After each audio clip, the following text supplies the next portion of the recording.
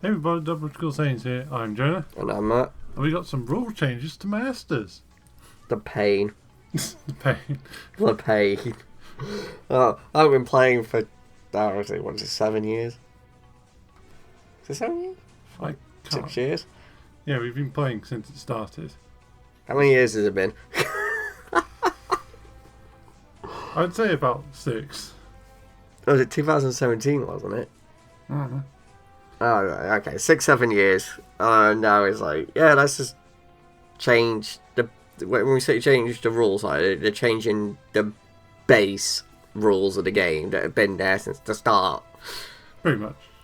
But to start off with, not going to go over all of this. They're basically just saying that from set 7, so this week, and is the release of it, I believe, at some point. Yeah, I think it's the 15th onwards. So from that point onwards, Z-decks will now go up to 10 cards because they've introduced yet another type of Z card, which is the Z Innocent. I personally would have preferred it to go to 12 instead of 10, because I feel like 3 extra slots isn't going to make as much difference as they think. By it going to 12, that means that it's still an even number, and it gives you more flex spots, because adding 3 does not give you enough. Well, especially if you want to run, like, you need to run the, if you got a one that requires you to have Z extra cards, you need to run enough of those. Then if your Z extra card one requires you to have another Z extra card to make that one Z extra card work, that's 2 slots gone already. Then you want to run some Z battle cards for your deck, but then you've also got the generic ones that you might want to run. The start of your point just sounded like Janemba player complaining that I have too many Z extra cards. But yeah, I see what you're saying. Like, the Z deck, there's a lot that you want to put in it overall. You can't run enough to cover enough situations, even with 3 extra slots. I feel that, like, if they went to 12, that might be too much. Maybe. Like, I think 10's okay, because it very much depends on your deck.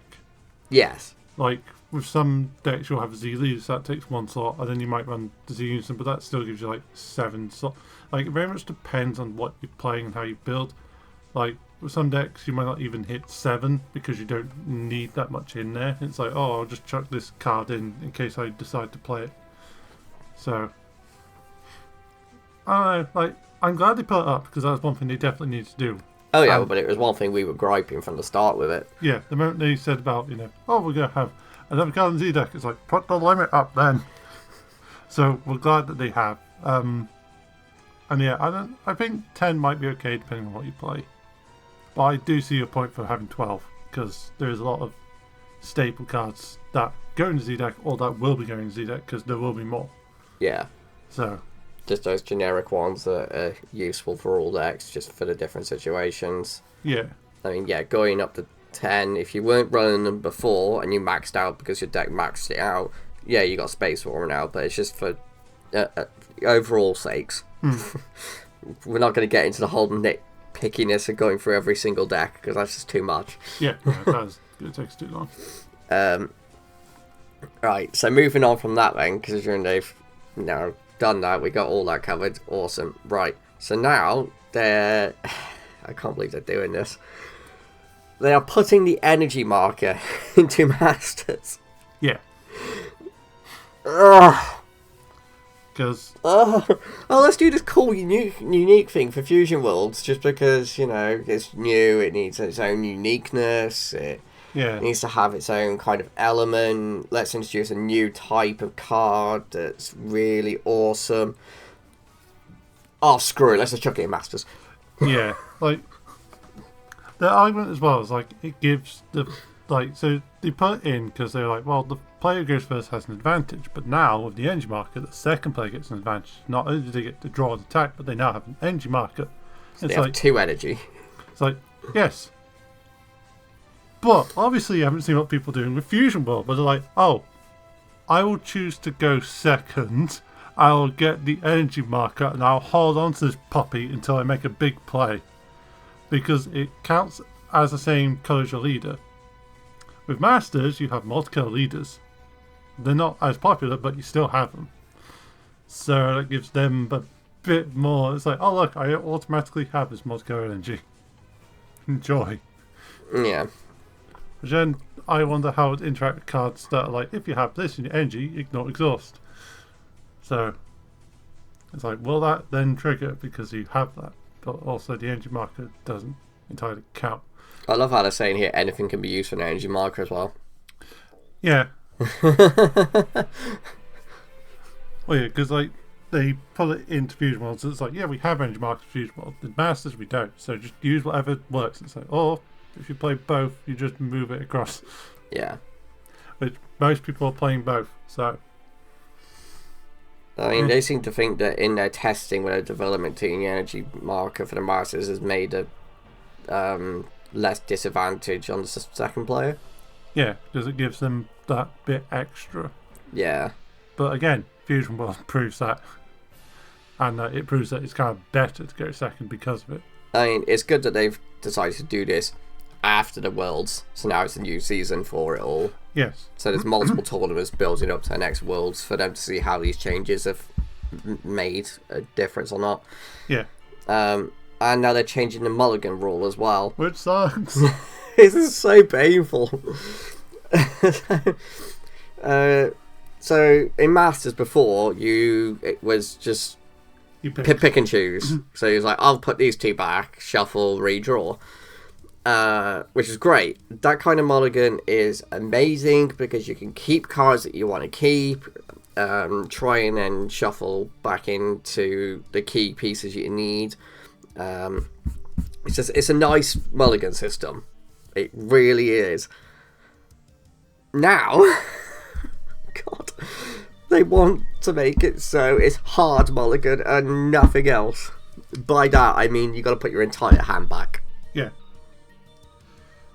And then you shuffle, and then you redraw.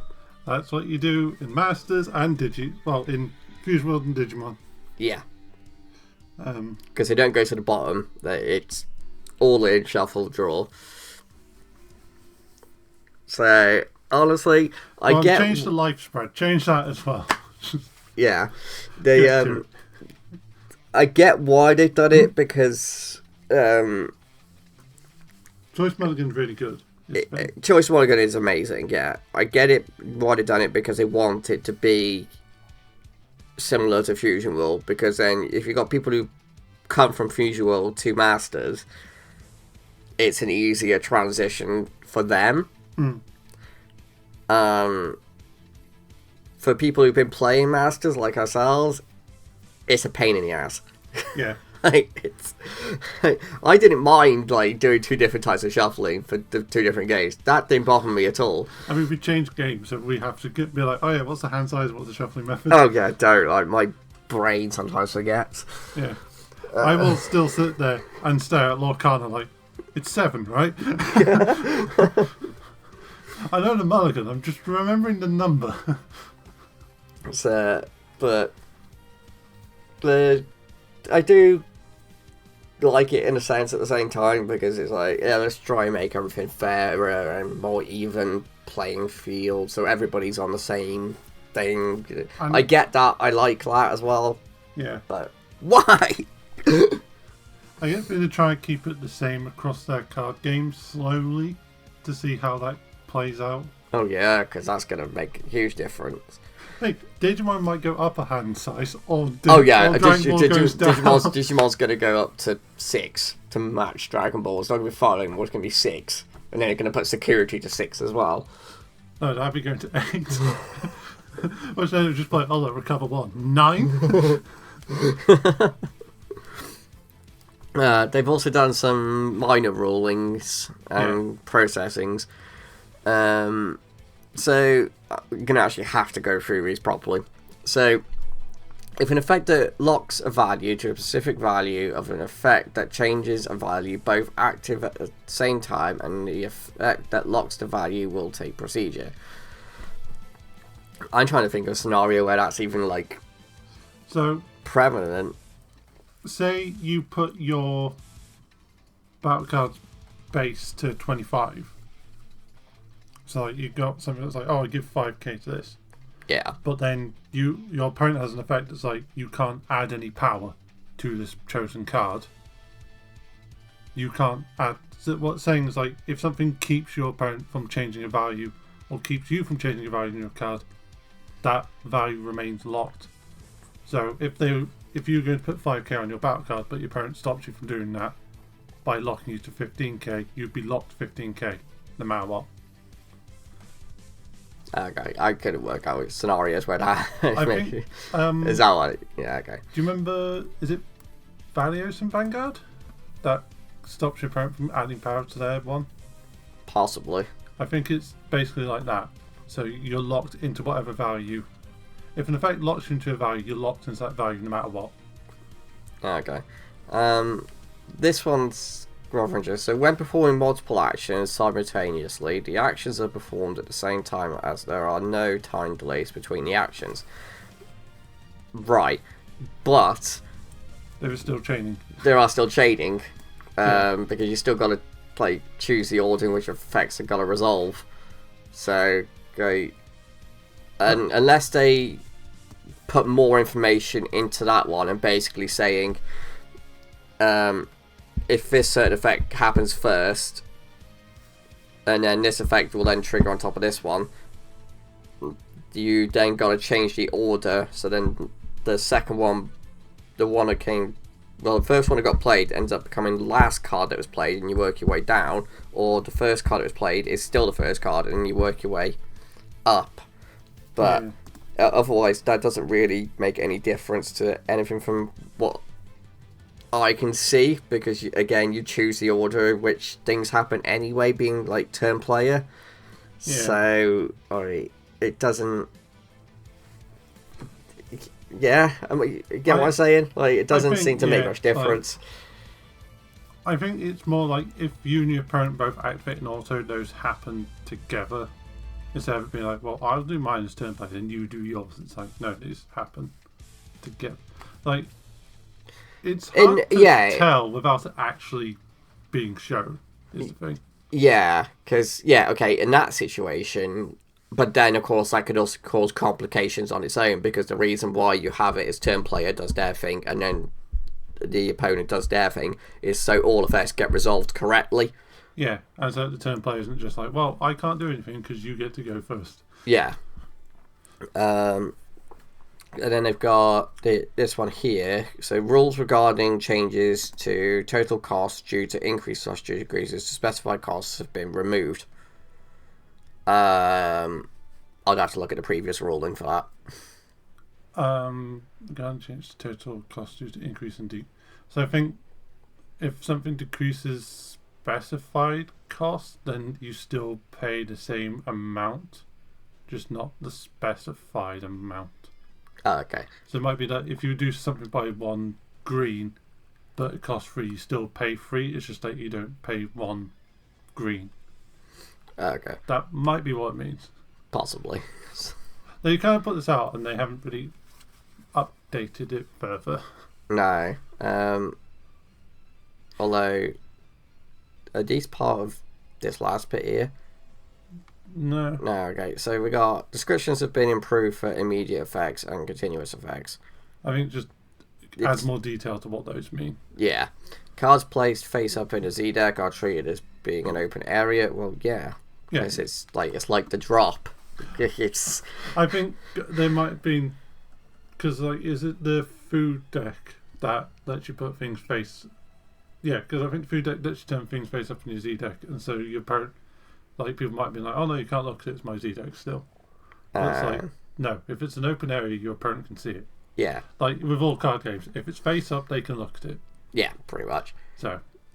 Descriptions have been improved for replacement effects. Again, we'll have to see the actual implementation of that. And then description has been improved for processing violations when card play limits for unique skills etc. exceeded. Again, I can see it to actually get it, but I mean for that one, it's like, well, it's if somebody's trying to play something that's got unique on the board, but its skills are negated, so they play a new copy of it that's got unique. Yeah. You still can't play that new copy. Yeah, I think it's stopping that, and like people go, "Oh, I'll play this out. They both have unique." So one of them goes at the end of the turn. It's like, no, you can't play it. Yeah, because you have a unique. You have to wait for that one to disappear first. I assume that's what it means, just to stop that kind of like cheese play people are doing. They're like, "Oh no, unique, but I have 2 on the board, so I lose 1. Oh wait, I'll just combo it. Yay!" It's like, no. And guys, so leave any thoughts you have in comments below. If you can decipher any of that and make it a bit clearer, because some of it isn't 100% clear. Yeah. So yeah, that'd be helpful. And they're like reading some of the bits in their rule manual. You're just like, that really doesn't explain what I was just looking at. Okay. And yeah, so yeah, leave those thoughts, guys, and we'll see you next time. Bye-bye. Bye.